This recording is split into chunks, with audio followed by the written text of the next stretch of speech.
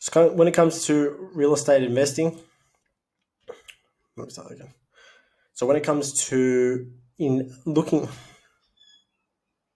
one of the main key fundamentals when it comes to research, understanding, okay, markets, there's a lot of things that, you need to know. And what takes up, I guess, a lot of the research is supply versus demand. Supply versus demand takes up about 30% of the research when you're looking into a location. Now, it's super important to understand that, okay, there's not an oversupply of property coming to the market.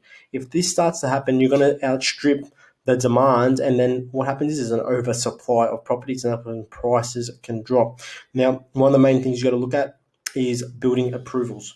Now, you can get lost with data, and I want to touch on, I guess, something like this, like building approvals for houses. Now, if you're looking at a dwelling, you make sure you got the right dwelling if you're looking to invest in. If you're looking at apartments and you're wanting to invest in apartments, you're going to make sure that you're looking at the right data.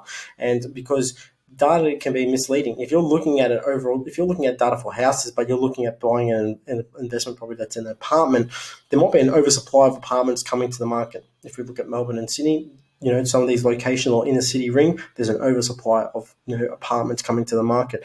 Places like Footscray or Box Hill, places like this.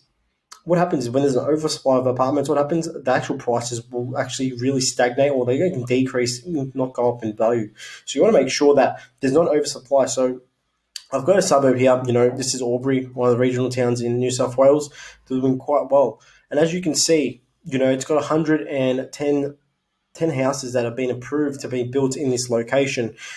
This is overall for the city. Now you can really get this down to micro level as well, and you can actually to a suburb level and help you find that. And that's something like ABS data can really help you with that too. So we can use that information that give you an informed decision to make sure that, okay, there's not an oversupply of properties coming to the market. As you can see, there's not a large number of properties coming here to the market. You might think 556 is a lot, but this is for a whole LGA. And what I mean by a whole LGA, this is the whole council area of Albury. So it's not just Albury, it's all the other suburbs that are in the council area. So when you really think about it, you got to really break it down. And this is where I guess going down to another website like ABS data can really get it to a micro level where you can actually find where the properties are being built and what suburbs, and making sure there's not an oversupply. This is super important. This is why when I look at property as well, keep in mind if you're someone that wants to look at property, you want to look at where the property is. So if you do a bird's eye view on a Google Google Earth, you can see if there's a lot of land around that property or around that suburb, I should say, and it's vacant land and might be farming or it's just vacant land or lot sizes.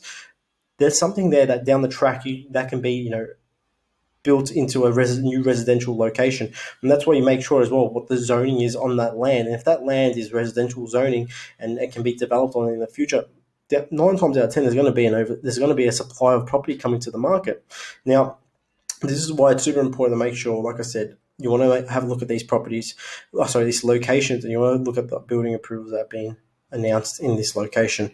Now, ABS data is a really good website. ID Profiles, which I'm on here as well, is a really good website where you can actually sift through the data and actually have a look at. Like I said, as you can see, there's not many properties here. Not many properties at all getting built. There's only 110 that were in the last 12 months. So it gives you an understanding. Use this data. It's going to help you make a good informed decision and making sure there's not an oversupply of property coming to the market.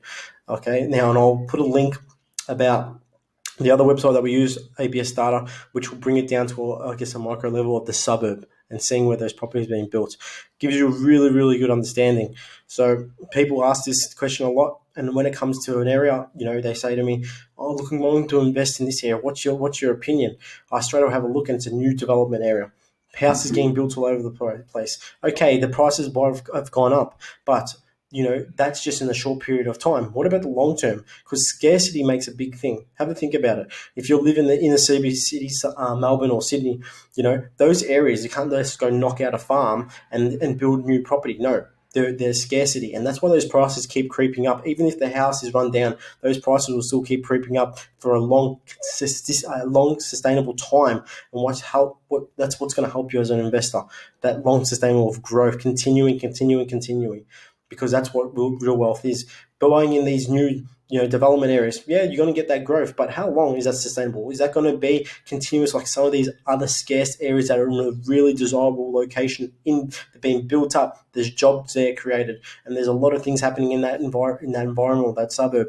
So something to really take into consideration. Look at things, look from a bird's eye view, have a look what's going on there, and I guess that's something that you got to take in consideration. So if you like this video, please like, subscribe, share this video with other people. I guess this is going to make you a better investor. And this is something that a lot of people don't take in consideration. They forget about something like this, building approvals. They don't think about it. So really, really crucial to understand this fundamental when it comes to analysis.